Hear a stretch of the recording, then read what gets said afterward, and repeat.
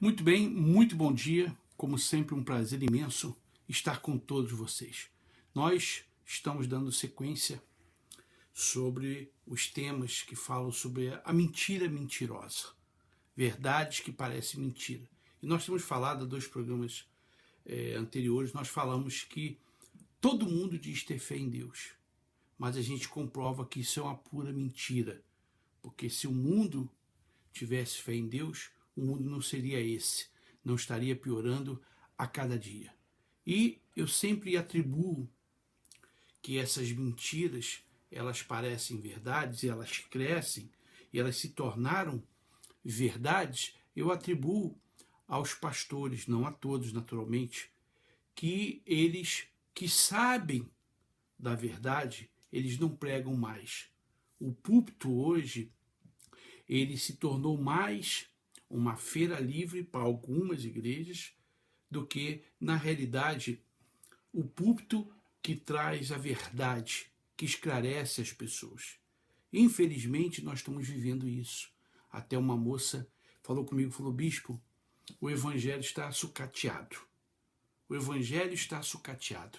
Quer dizer, uma expressão muito feia, mas que é realidade, é a verdade. E nós temos falado que quando a pessoa tem fé em Deus, ela demonstra isso. Ela demonstra, não com a Bíblia debaixo do braço. Ela não demonstra apenas indo à igreja aos domingos, porque eu já falei sobre isso, e está escrito na Bíblia, o diabo também vai. O diabo também dá dízimo, ele dá oferta, o diabo canta, o diabo bate palmas. Quando a gente crê em Deus, a gente tem algumas características. E eu falei sobre Davi, que Davi, ele foi o homem segundo o coração de Deus. Nenhum outro teve esse elogio, teve essa admiração por parte de Deus que Davi. Nenhum outro homem na Bíblia. E aí a gente procura entender, estudar a vida de Davi, a gente vê que Davi, todo o seu prazer estava voltado para as coisas de Deus. Davi não estava preocupado com o seu reinado. Ele era rei, mas antes de ser rei, ele era pastor. E ele conduzia no seu reinado as pessoas a isso. Ele conduzia as pessoas a Deus. Por isso, Davi foi e sempre será uma pessoa muito admirada. E eu gostaria de falar sobre o profeta Jeremias.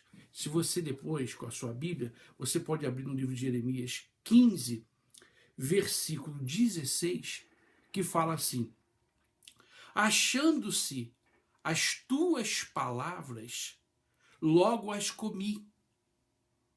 E a tua palavra foi para mim gozo e alegria no meu coração. Vou repetir, Jeremias 15, versículo 16. Achando-se as tuas palavras, logo as comi.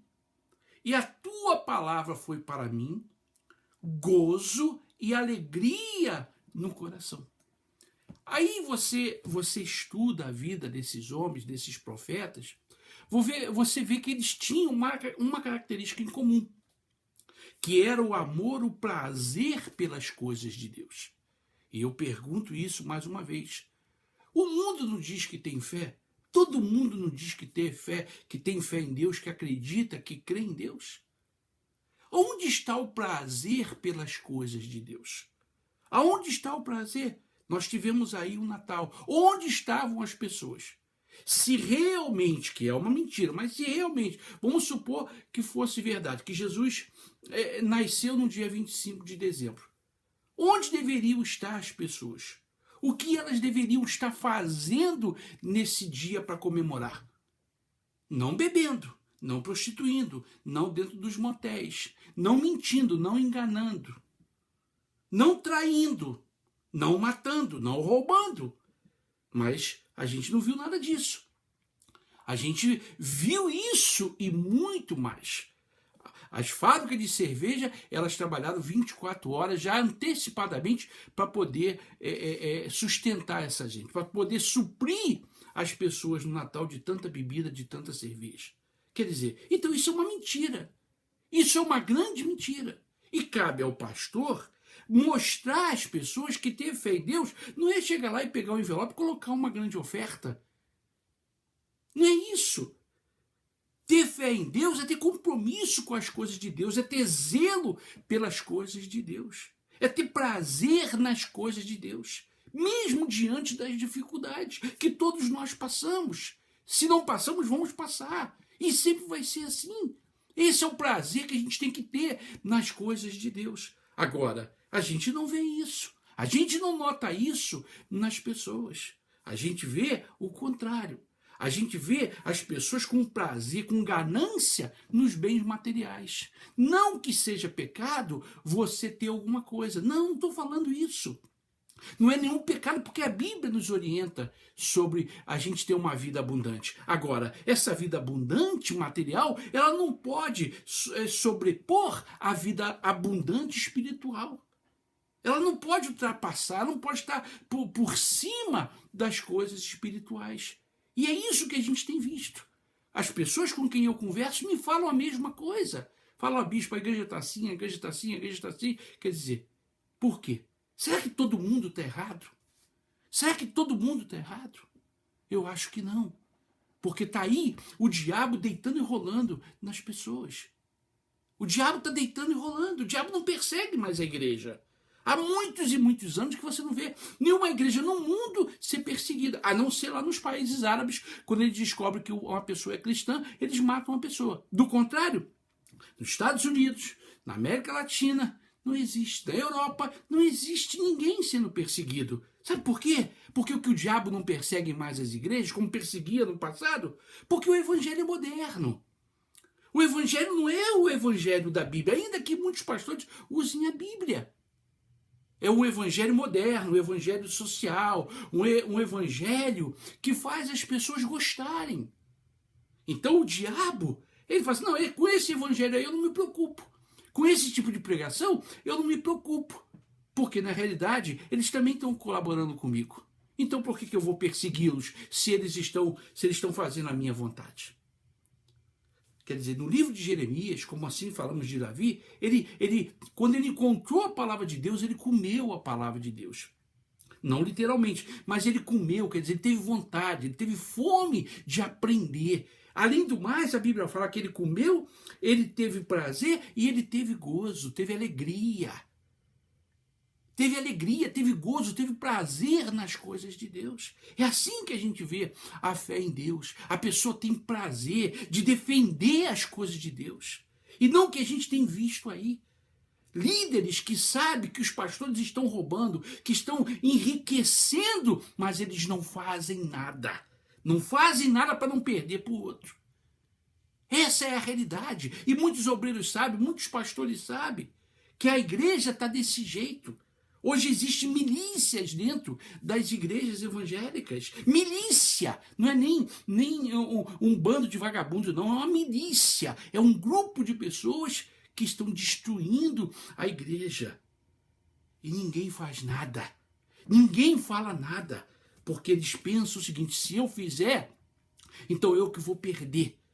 Porque esse pastor ele vai para outra denominação, ou ele vai abrir a igreja dele. Quer dizer, as pessoas estão preocupadas mais em manter a sua fama, manter o seu poder, do que fazer uma limpeza na igreja, na obra de Deus.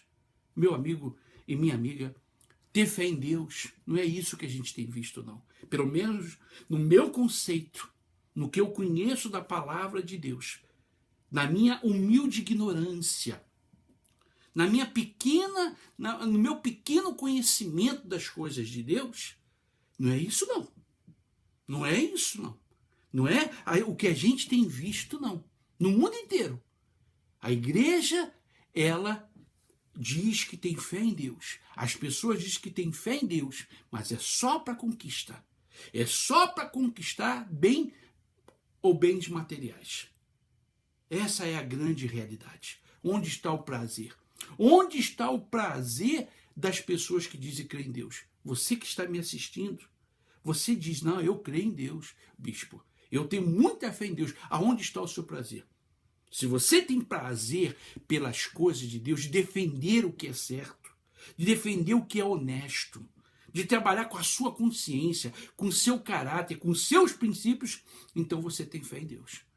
Porque essas são as características de quem ama a Deus e de quem tem fé em Deus. Ele defende a obra de Deus. Ele defende, ele não comparte, ele não compartilha com a safadeza que muitas vezes nós temos visto aí, não. Então ele prefere até sair fora. Ele prefere sair do que ele compartilha. Esse é aquele que crê em Deus verdadeiramente com todos os seus erros. Por isso, meu amigo e minha amiga, medite. Olhe para dentro de você. Olhe para dentro de você. Tem você prazer? Esse versículo, ele é profundo. Que fala, achando-se as tuas palavras, logo as comi. E a tua palavra foi para mim gozo e alegria. Palavras do profeta Jeremias, um grande homem de Deus, foi perseguido por causa disso. Foi perseguido porque ele tinha prazer, porque ele denunciava a corrupção, ele denunciava a imoralidade. Então ele foi preso, ele foi massacrado, ele viveu uma vida solitária, ele foi perseguido porque esse era o grande profeta. O profeta, ele denuncia essa imoralidade. E ninguém gosta dele, naturalmente. Ninguém gosta dele. É como está acontecendo aí no Brasil. As pessoas estão denunciando a corrupção. Agora, se bobear, vão matar essas pessoas. Eu gostaria que você passasse esse vídeo para outras pessoas. E eu gostaria de terminar esse vídeo pedindo a sua ajuda financeira. Hoje eu sou um pastor independente, não estou ligado a nenhum sistema de nenhuma igreja, tenho viajado, então eu preciso da sua ajuda financeira para que eu possa pagar os meus compromissos, as viagens, para que eu possa pregar nas igrejas, levar essa verdade para as pessoas. Se você gosta de mim, se você gosta das minhas mensagens, você pode me ajudar com o seu dízimo, com a sua oferta. Tem algumas pessoas que me ajudam com dízimo, outras com oferta. Você pode ir no banco, eu vou colocar o número da conta e você me ajuda. Porque eu preciso da sua ajuda, eu não tenho ajuda de ninguém. Ninguém me ajuda. Eu não tenho vínculo com nenhuma denominação, com nenhuma igreja. Eu saio pelo mundo pregando. Se você quer que eu continue pregando, então eu peço a sua ajuda. Moisés pediu ajuda do povo. E a Bíblia fala que Deus movia o coração das pessoas para ajudar Moisés. Então, se Deus mover o seu coração, você vai me ajudar. Se Deus não mover, você não vai me ajudar. Que Deus abençoe a todos e que tenham um bom dia. E depois nós vamos continuar com esse tema. Muito obrigado. Até lá.